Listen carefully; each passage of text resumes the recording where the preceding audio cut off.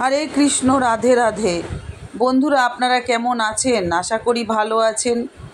কৃষ্ণের কৃপায়, ভোলেনাথের কৃপায় আপনারা ভালো থাকুন। সামনে পুজো আসছে, ভালো থাকতে হবে, সাজতে হবে, গুজতে হবে, ঠাকুর দেখতে হবে। বিরাট কাজ আমাদের এই সময়টা। আমরা খুব ব্যস্ত। জামা কাপড় কোনটা পরবো, কী পরলে ভালো লাগবে, কী সাজলে আমাকে আজকে ভালো লাগবে, সব নিয়ে আমাদের এখন প্রস্তুতি তুঙ্গে।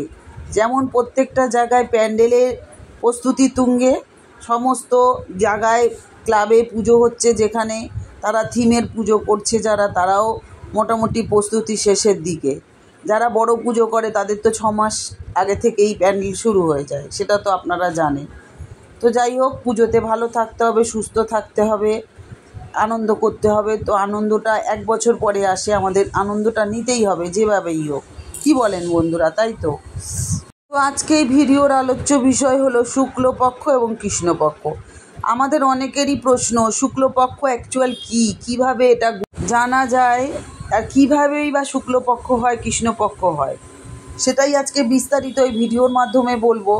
শুরু করার আগে বলবো, নতুন হয়ে থাকলে অবশ্যই চ্যানেলটা সাবস্ক্রিপশন করে পাশে থাকুন। আর বলবো, লাইক ও কমেন্ট করতে ভুলবেন না, আর অল বাটনে প্রেস করে রাখলে আমি যখনই ভিডিও দেবো আপনারা তৎক্ষণাৎ পেয়ে যাবেন। সহজ কথায় বলতে গেলে, অমাবস্যা থেকে পূর্ণিমা পর্যন্ত 15 দিনের সময়কে বলা হয় শুক্লপক্ষ।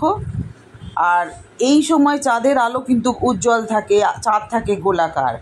আর অন্যদিকে পূর্ণিমা থেকে অমাবস্যা পর্যন্ত যে 15 দিন সময়কাল, তাকে বলা হয় কৃষ্ণপক্ষ, যে সময় চাঁদের আলো কমতে থাকে এবং ধীরে ধীরে চাঁদ অদৃশ্য হয়ে যায়।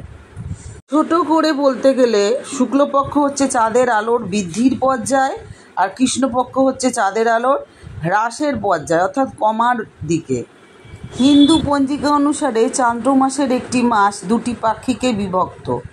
শুক্লপক্ষ অর্থাৎ অমাবস্যার পর থেকে পূর্ণিমা পর্যন্ত চন্দ্রের যে বৃদ্ধি হয়, সেটাই হচ্ছে শুক্লপক্ষ। এবং কৃষ্ণপক্ষ হচ্ছে পূর্ণিমার পর থেকে অমাবস্যা পর্যন্ত চন্দ্রের যে ক্ষয় হয়, সেটাই কৃষ্ণপক্ষ। আপনারা তো জানেন, আমাদের 2টো পক্ষ আমরা ছোটোবেলায় পড়েছি, একে চন্দ্র, 2 পক্ষ, শুক্লপক্ষ, কৃষ্ণপক্ষ। আর প্রতি পক্ষেই প্রায় 15টি করে তিথি থাকে। এটি চাঁদের কলা বা পর্যায়গুলোর ওপর নির্ভর করে। শুক্লপক্ষ হলো অমাবস্যার পর থেকে শুরু হওয়া 15 দিনের সময়কাল, যখন চাঁদ ধীরে ধীরে বড় হতে থাকে ও পূর্ণিমার দিকে এগোয়। অন্যদিকে কৃষ্ণপক্ষ হলো পূর্ণিমা থেকে শুরু হওয়া 15 দিনের সময়কাল, যখন চাঁদ ধীরে ধীরে ছোট হতে থাকে এবং অমাবস্যার দিকে এগিয়ে যায়। শুক্লপক্ষ, এই পক্ষটি হলো অমাবস্যা তিথি দিয়ে শুরু হয়। চাঁদ প্রতি রাতে ধীরে ধীরে বড় হতে থাকে। এই পর্যায়টিকে উজ্জ্বল পক্ষ বা গৌরবর্ণ বলা হয়। 15 দিনে পূর্ণিমা হয়। আর কৃষ্ণপক্ষ, যেটা পূর্ণিমা থেকে অমাবস্যা পর্যন্ত, এই পক্ষটি পূর্ণিমার পর থেকে কিন্তু শুরু হয়। চাঁদ ধীরে ধীরে ছোট হতে থাকে এই পর্যায়ে, আর এই পর্যায়টিকে অন্ধকার পক্ষ বা মধ্যপক্ষও বলা হয়। 15 দিনে অমাবস্যা সম্পূর্ণ হয়। শুক্লপক্ষ 15 দিনের সময়কাল, যা অমাবস্যার পর শুরু হয় এবং পূর্ণিমা শেষ হয়। এই সময়কালে চাঁদের ঔজ্জ্বল্য ধীরে ধীরে বাড়তে থাকে এবং কৃষ্ণপক্ষ বা অন্ধকারাচ্ছন্ন পর্যায় শেষ করে পূর্ণিমার দিন এটি সম্পূর্ণ উজ্জ্বল হয়ে যায়, অর্থাৎ পূর্ণিমার চাঁদ হয়ে যায় গোলাকার। সংক্ষেপে বলতে গেলে, যখন চাঁদ দেখতে বড় হয়ে যায় এবং পূর্ণিমার দিকে এগিয়ে যায়, সেটাই শুক্লপক্ষ। আর কৃষ্ণপক্ষের বৈশিষ্ট্য হলো, পূর্ণিমার পরের দিন থেকে শুরু করে অমাবস্যার দিন পর্যন্ত এই পক্ষটি চলে। এই পক্ষে চাঁদ ক্রমশ ছোট হতে থাকে এবং অমাবস্যার দিনে পৃথিবী থেকে চাঁদের কোনো অংশ আর দেখা যায় না। এটিকে বদ্ধপক্ষ বা অন্ধকার পক্ষ বলা হয়। কৃষ্ণ শব্দের অর্থ হচ্ছে অন্ধকার এবং পক্ষ শব্দের অর্থ হচ্ছে পার্শ্ব বা দিক, তাই এই পক্ষকে অন্ধকারের দিক বলা হয়। আর এই 2 পক্ষের মধ্যে পার্থক্য এটাই, শুক্লপক্ষ হলো অমাবস্যার পর থেকে শুরু হয়ে পূর্ণিমা পর্যন্ত চাঁদের উজ্জ্বল অংশ, যেখানে চাঁদ ধীরে ধীরে বড় হতে থাকে। অন্যদিকে কৃষ্ণপক্ষ হলো পূর্ণিমা তিথির পর থেকে শুরু হয় অমাবস্যা পর্যন্ত চাঁদের অন্ধকারাচ্ছন্ন পর্যায়, যেখানে চাঁদ ধীরে ধীরে ছোট হতে থাকে এবং অদৃশ্য হয়ে যায়। অমাবস্যা তখন হয়। যেহেতু পূর্ণিমাতে চাঁদ উজ্জ্বল হয়, তাই এটাকে গৌরপক্ষ বা উজ্জ্বল চন্দ্রপক্ষ বলা হয়। আর এর ধর্মীয় তাৎপর্য হচ্ছে শুক্লপক্ষ সাধারণত আমাদের কাছে শুভ এবং আশাব্যঞ্জক বলে বিবেচিত হয়, কারণ আমরা দেখবেন পূর্ণিমার মধ্যেই বেশি শুভ কাজগুলো করি, আর অমাবস্যায় কিন্তু আমরা শুভ কাজ করি না। আর কৃষ্ণপক্ষে যেহেতু অন্ধকার বা কালো, তাই একে বদ্ধপক্ষ বা অন্ধকার চন্দ্রপক্ষ বলা হয়। ধর্মীয় বিশ্বাস অনুযায়ী কৃষ্ণপক্ষকে প্রায়শই আমরা অশুভ বলে থাকি, তাই আমরা যে কোনো কাজ অমাবস্যায় করতে ভয় পাই। শুক্লপক্ষ হলো যা চাঁদের ক্রমবর্ধমান পর্যায়কে প্রতিনিধিত্ব করে, অর্থাৎ চাঁদ ধীরে ধীরে দীপ্তিতে অগ্রসর হয়, যা বৃদ্ধি এবং ইতিবাচকতা এবং সমৃদ্ধির প্রতীক। অন্যদিকে কৃষ্ণপক্ষ হলো চাঁদের অস্তমিত হওয়ার পর্যায়কে বোঝায়, যা আমাদেরকে প্রত্যাহার, আত্মদর্শন এবং সমাপ্তি প্রকাশ করে। সুতরাং শুক্লপক্ষ চাঁদের ক্রমবর্ধমান আলোর সাথে সম্পর্কিত, আর কৃষ্ণপক্ষ চাঁদের ক্রমহ্রাসমান আলোর সাথে সম্পর্কিত। আমাদের ধর্মীয় বিশ্বাস অনুসারে শুক্লপক্ষ সাধারণত শুভ আমরা ধরি, অন্যদিকে কৃষ্ণপক্ষকে প্রায়শই আমরা অশুভ ধরি।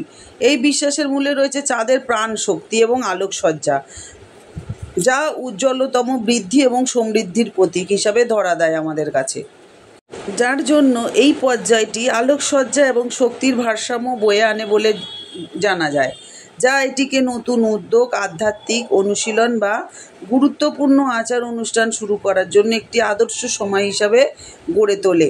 আচ্ছা বন্ধুরা, বলতে পারবেন এখন আমাদের কি পক্ষ চলছে? এটা আমাদের অন্ধকার পক্ষ অর্থাৎ কৃষ্ণপক্ষ চলছে।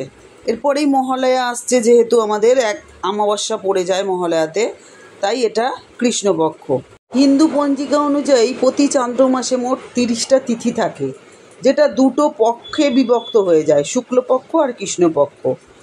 এই দুটি পক্ষের প্রতি পক্ষে 15টি করে তিথি থাকে। তিথিগুলো তাদের প্রকৃতির উপর নির্ভর করে 5টি ভাগে ভাগ করা হয়, যেমন নন্দা, ভদ্রা, জয়া, রিক্তা ও পূর্ণা। আর 30টা তিথির নাম আমি বলছি, যেটা হচ্ছে প্রতিপদ, দ্বিতীয়া, তৃতীয়া, চতুর্থী, পঞ্চমী, ষষ্ঠী, সপ্তমী, অষ্টমী, নবমী, দশমী, একাদশী, দ্বাদশী, ত্রয়োদশী, চতুর্দশী, পূর্ণিমা, যেটা হচ্ছে শুক্লপক্ষের 15তম দিন, আর অমাবস্যা সেটা কৃষ্ণপক্ষের 15তম দিন। আবার এই তিথিগুলোকে তাদের বৈশিষ্ট্য অনুযায়ী 5টি ভাগে ভাগ করা হয়।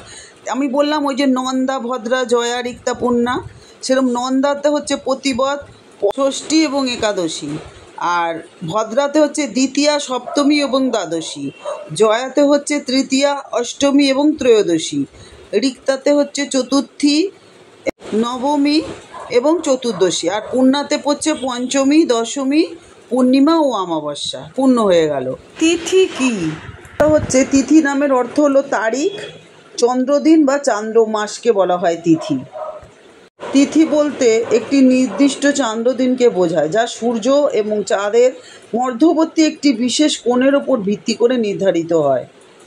তাহলে বন্ধুরা, আজকে আমি আলোচনা করলাম তিথি কি, শুক্লপক্ষ কৃষ্ণপক্ষ কি, এগুলো কি করে হয়, শুক্লপক্ষ কৃষ্ণপক্ষের মধ্যে পার্থক্য কি, সবটা আলোচনা করলাম। আপনাদের কতটা বোঝাতে পারলাম জানি না, তো ভালো লাগলো কি না ভিডিওটা আমাকে কিন্তু কমেন্ট করে জানাবেন।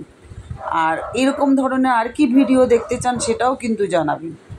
আর অবশ্যই ভিডিও শেষে কমেন্টে হরে কৃষ্ণ লিখতে ভুলবেন না।